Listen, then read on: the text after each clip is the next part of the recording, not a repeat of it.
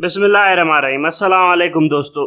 इस वीडियो में हम बात करने वाले हैं साइफर के हवाले से, जो साइफर अभी अभी हमारे सामने आया है। मैंने सारा साइफर पढ़ा है, मैंने पहले भी पढ़ा हुआ था बाय द वे, मुझे पहले भी पता था ये सारा का सारा, लेकिन मैं साइफर को बहुत ज्यादा रिलेवेंट नहीं समझता, क्योंकि मुझे साइफर के बगैर ही सारा कुछ पता था कि कौन क्या कर रहा है। और मतलब पीपल्स पार्टी के थ्रू मुझे सब कुछ पता था, प्लानिंग कैसे हो रही है, कादियानी नेटवर्क कैसे इन्वॉल्व है, अमेरिका को कैसे न्यूज फीड की जा रही है और अमेरिका कैसे एक्ट करना चाहता है, ये जो बाइडन की पॉलिसी क्या है, जो बाइडन चूतिया खुद को समझता क्या है। सो ये वो मुझे पहले से ही पता था। बहरहाल साइफर की मेरे सामने इतनी रिलेवेंस नहीं थी, साइफर से पहले भी बहुत कुछ हो रहा था, मुझे सब कुछ पता था। साइफर जब आया तब तो फिर खैर अलग ही मामला था, लेकिन मुझे इस बारे में बहुत कुछ पता था। अब सबसे पहले साइफर को थोड़ा सा डिस्कस कर लेते हैं। साइफर में भाई साहब सबसे पहले जो बुनियादी सवाल है ना, ये पूछना चाहिए हमारे उस एम्बेसडर से जो वहां पर जाकर डोनाल्ड लूट से मिला है। तो डोनाल्ड लूट से मिलने से पहले क्या उसने किसी पाकिस्तानी फॉरेन मिनिस्टर से इजाजत ली, ये जरूर पूछना चाहिए। ये यहाँ पर ये सवाल हमेशा से मिस किया जा रहा है और उसको मतलब है ना एक कार्ड ब्लैंच दिया जा रहा है कि वो जाकर डोनाल्ड लूट के साथ बैठ गया। डोनाल्ड लूट से मिलने से पहले उसने पाकिस्तान के फॉरेन मिनिस्टर को बताया कि मैं डोनाल्ड लूट के साथ मीटिंग करने जा रहा हूँ। ये रिपोर्ट देना जरूरी होता है, पीछे बताना जरूरी होता है कि मैं इसके साथ मिलने जा रहा हूँ, मेरी मीटिंग है, मीटिंग शेड्यूल है या नहीं, ये करनी है नहीं करनी है। ये उस बंदे ने, ये उस एम्बेसडर ने क्यों नहीं पूछा फॉरेन मिनिस्टर? और फॉरेन मिनिस्टर को क्या पता था इस मीटिंग से पहले, इस मीटिंग की ग्रेविटी के बारे में? फॉरेन मिनिस्टर को क्यों नहीं इन्फॉर्म किया गया था? ये सवाल जरूर पूछना चाहिए कि फॉरेन मिनिस्टर को एम्बेसडर ने क्यों नहीं बताया कि मैं ये मीटिंग करने जा रहा हूँ डोनाल्ड लूट से। ये सवाल हमेशा इग्नोर किया जाता है, ये जरा इंपॉर्टेंट सवाल है, ठीक है।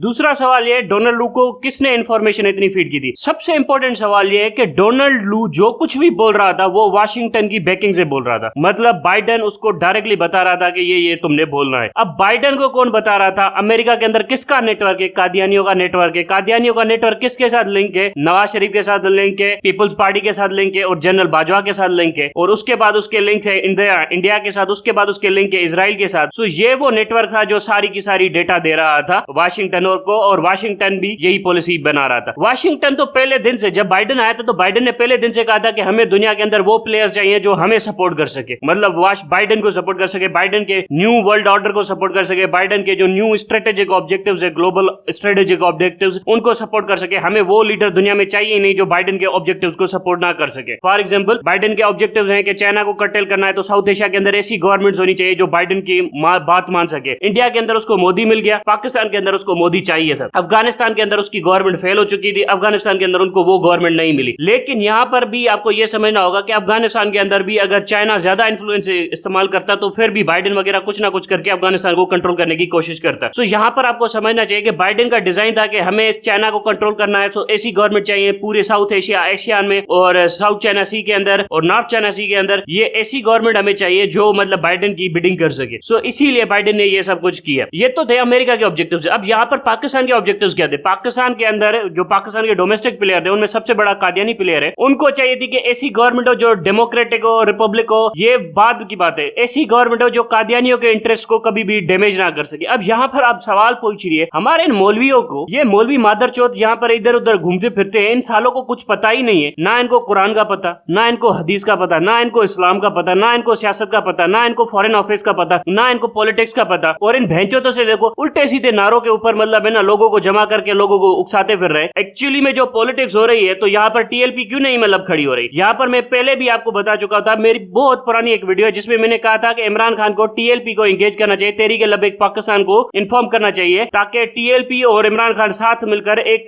ज्वाइंट एडवेंचर कर सके। इसी तरह से जमात इस्लामी को भी साथ मिलाना चाहिए। लेकिन इमरान खान के जो इर्द गिर्द भड़वे बैठे हुए थे उन्होंने टीएलपी से हाथ मिलाने से इनकार कर दिया, और बहुत सारे पीटीआई के चूतिए भी थे उस टाइम के ऊपर, बहुत सारे।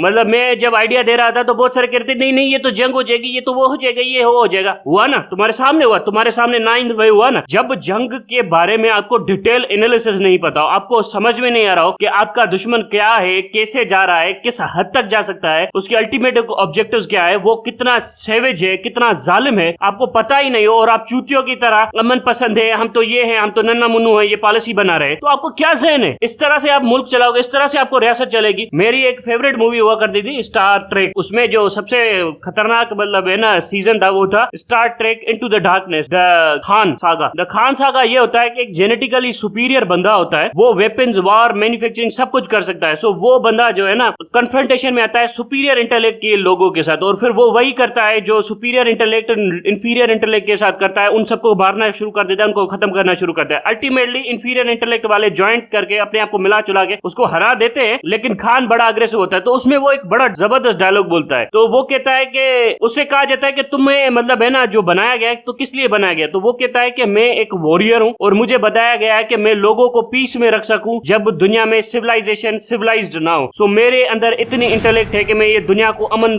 रास्ता दिखा सकता हूं। तो उसने कहा कि सिर्फ तुम्हारे पास इंटेलेक्ट है। उसने कहा कि इंटेलेक्ट से काम नहीं होता, जंगों के अंदर आपको सेविजरी मतलब आपको वहशीपन जंगलियत भी चाहिए होती है। सिर्फ इंटेलेक्ट से आप जंगे नहीं जीत सकते, आपको वहशीपन से भी जंगे जीतनी होती हैं। सो ये वो चीजें हैं जो आपके अंदर होनी चाहिए जब आप एक कोर पॉलिसी परस्यू कर रहे हैं। यहाँ पर मजाक बना के रखा हुआ है। मैं जब कह रहा था टीएलपी को एंगेज करो, टीएलपी का मेन पावर होगा, टीएलपी और पीटीआई अगर ज्यादा एक साथ होती तो सबसे ज्यादा टफ टाइम मिल जाता एस्टेब्लिशमेंट को। एस्टेब्लिशमेंट के दांत खट्टे हो जाते। आप अपना पावर बढ़ाते हैं ना, एस्टेब्लिशमेंट का पावर कम करते हैं, अपना पावर बढ़ाते हैं। अपना पावर कैसे बढ़ाते हैं? आप बार को, इसको, उसको, सबको मोबिलाइज करते हैं जहां से हो, क्योंकि एस्टेब्लिशमेंट भी तो अभी यही कर रही है ना। वो जुडिशरी से पावर हासिल करने की कोशिश कर रही है, वो रेंजर से, पुलिस से, वो पीडीएम से, वो छोटी मोटी जमातों से, वो ये जो है आपके बैंड ऑर्गेनाइजेशन से, फॉरेन पावर से, सबसे पावर इस्तेमाल करने की कोशिश कर रही है, सबसे पावर जमा करने की कोशिश कर रही है आपके खिलाफ, अपने सोल्जर्स को मोबिलाइज करने की कोशिश कर रही है। सो आपको भी तो पावर ही चाहिए था ना पावर पॉलिटिक्स के अंदर। यहाँ पर मजाक बना हुआ था और इतनी वाहियात लीडरशिप थी पीटीआई की। मुझे मतलब है ना बड़ा गुस्सा है जो ये टट्टू टट्टू भर्ती किए हुए थे ना इमरान खान ने, इन भैंचोदों को तो मैं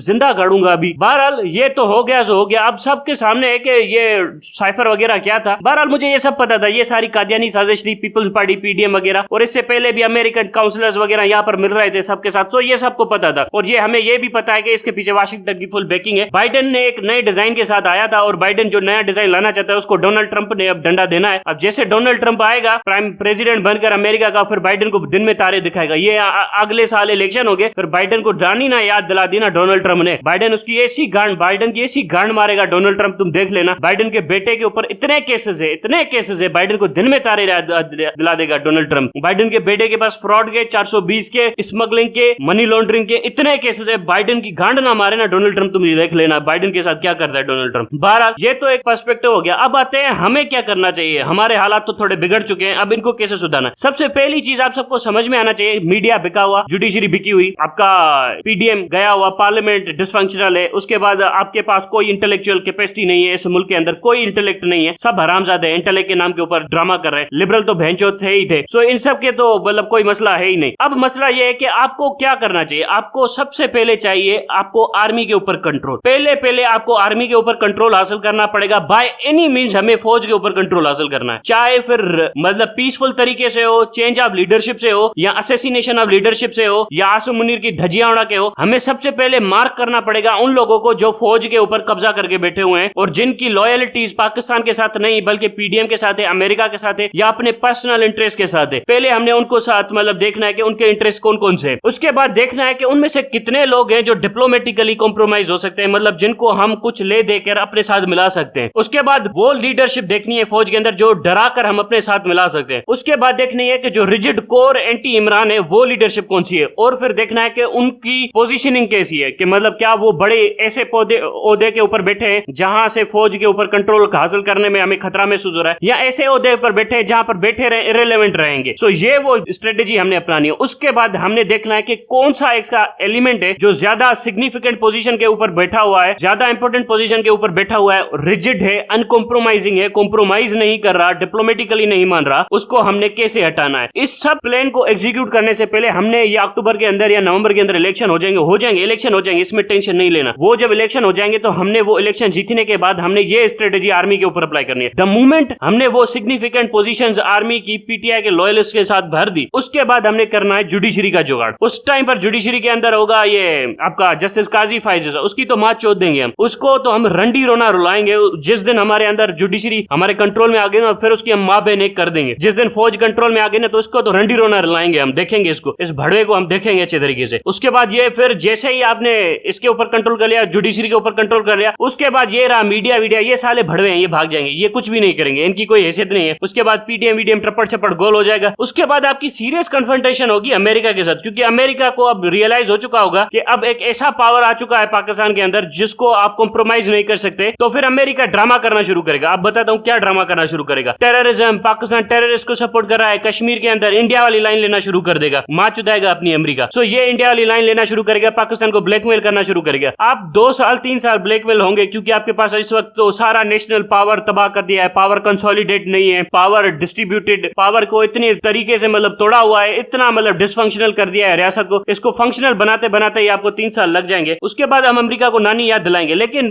मसला यह है कि उस टाइम पर डोनाल्ड ट्रंप होगा, सो ट्रंप वो लाइन नहीं टो करेगा जो इंडिया उसको कहेगा। मुझे लगता है कि ट्रंप बड़ा सेंसिटिव होगा, एक बैलेंस की तरफ चलेगा। अगर हम ट्रंप को सही तरीके से एंगेज करने में कामयाब हो गए, ट्रंप एक बैलेंस स्ट्राइक करेगा। लेकिन ट्रंप इन अरबों की गांड मार देगा, ट्रंप इन अरबों को है ना पकड़ के इसराइल को मनवाएगा, अरबों की मतलब फाड़ के रख देगा। यहाँ पर मैं आपको बता दूं कि ये जो है ना साउथ एशिया वगैरह के अंदर जो इंटरेस्ट है, ट्रंप चाइना को ज्यादा दुश्मन नहीं समझता, ट्रंप रशिया को भी ज्यादा दुश्मन नहीं समझता। ट्रंप समझता है कि मतलब एक डिप्लोमेटिकली बातचीत हल हो जाए। लेकिन अब देखते हैं कि ट्रंप के साथ एस्टेब्लिशमेंट वहां की क्या करती है। ट्रंप के खिलाफ जो एस्टेब्लिशमेंट खड़ी है ना वहां की एस्टेब्लिशमेंट भी बड़ी करप्ट है, कॉम्प्रोमाइज्ड है। उन्होंने भी बड़ा माल छाल कमाया हुआ है, और जो लिबरल है वहां के, उन्होंने पैसा वैसा खिलाया हुआ है। जैसे यहाँ के लिबरल ने यहाँ के फौजियों को पैसा वैसा खिलाया हुआ है, वहां के लिबरल ने वहां के फौजियों को पैसा वैसा खिलाया। सो ये वो जो तमाशा है ना वहां पर भी एक अच्छा खासा होने वाला है। बहरहाल हमारे सामने स्ट्रेटेजी बिल्कुल क्लियर है। सबसे पहले हमने ये इलेक्शन जीतनी है, उसके बाद हमने देखना है कि फौज के अंदर कौन कौन सी ऐसी लीडरशिप है जो सिग्निफिकेंट थ्रेट है हमारे रूल के लिए। उसके बाद हमने देखना है उनमें से कितने डिप्लोमेटिकली कॉम्प्रोमाइज हो सकते हैं, कितने को डराया जा सकता है, कितनों को फाइनेंशियली करप्ट किया जा सकता है, और कितने हैं जो रिजिड है, जो कुछ भी नहीं मानने वाले।